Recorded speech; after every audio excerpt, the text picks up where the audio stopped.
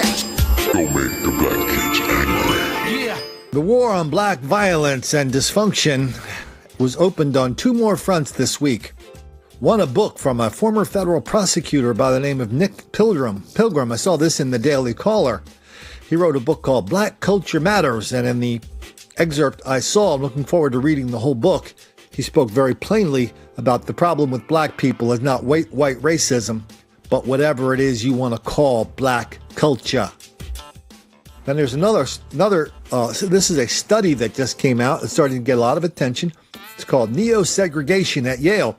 A guy from the National Association of Scholars, they did a nationwide study of all these colleges and universities, and they found what they codified what you and I already know, which says on college campuses there's an enormous amount of racial segregation. They're calling it neo-segregation, where the people who participate in this, they learn racial resentment, they learn about white racism, they learn that black people are relentless victims of relentless white racism all the time, everywhere. That explains everything.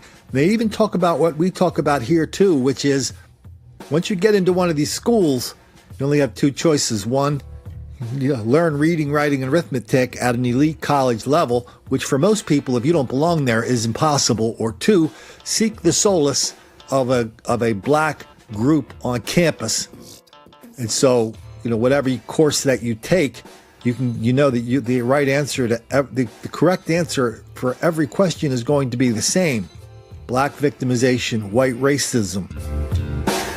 So I was very impressed when I read that study. Easy to find, recommended highly. We're going to talk about both of these books in an upcoming podcast. So if you haven't checked out our podcast, check them out. We're getting some great reaction. Things been growing by like 45% a month. And it started out from a pretty healthy level as it was. And so, but here's the challenge for every single new person that comes into this front in this war on black dysfunction and violence. The challenge is, how do we speak plainly? How do we speak without rancor and racism and rancor and apology? And I think these two guys passed that test very well, because there's so many things to talk about. I mean, here, we get letters from two groups of people every day: bus drivers and cops. But and we've done podcasts with bus drivers, a couple of them, where they talk about how their life on certain routes, certain days, is one relentless stream of black on white violence and harassment, taunting. Never ending. But I've never seen a video like this, where a bus driver 2 months ago gets up in front of a city council or in front of a bus commission meeting, and he tells the people, "I'm not safe in my bus. I'm being attacked every day." 2 months later, this is what happened to him. Well, Haley, at this time, TPD is not releasing the identity of the bus driver, but the bus driver's brother, Michael Dunn, has confirmed with us that the bus driver's name is Thomas Dunn. He actually worked for HART for about the last 3 years and actually complained to them a few months ago about not feeling safe as a driver, this just months before he was killed. Bus driver Thomas Dunn, the victim of a brutal stabbing, according to family members, killed while he was behind the wheel of this bus Saturday afternoon. We take the safety and security of our passengers. It's a priority, and it's of paramount concern to all of us. HART holding a news conference Sunday in response to Saturday's stabbing.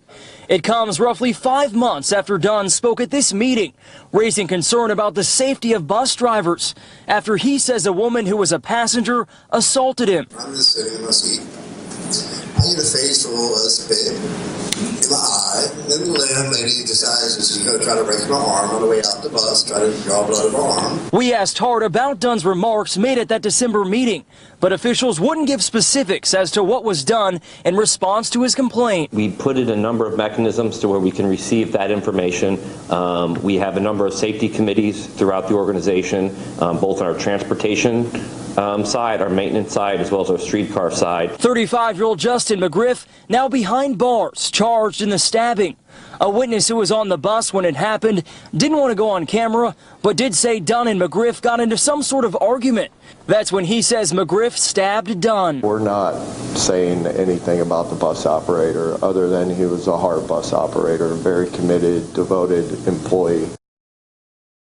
And McGriff is being charged with 1 count of murder and 1 count of resisting arrest.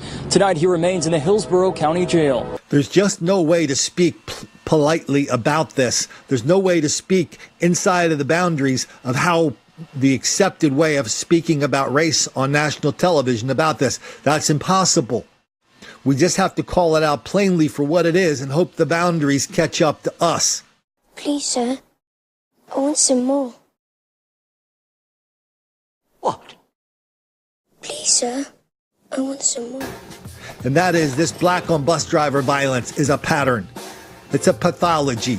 It's a sickness.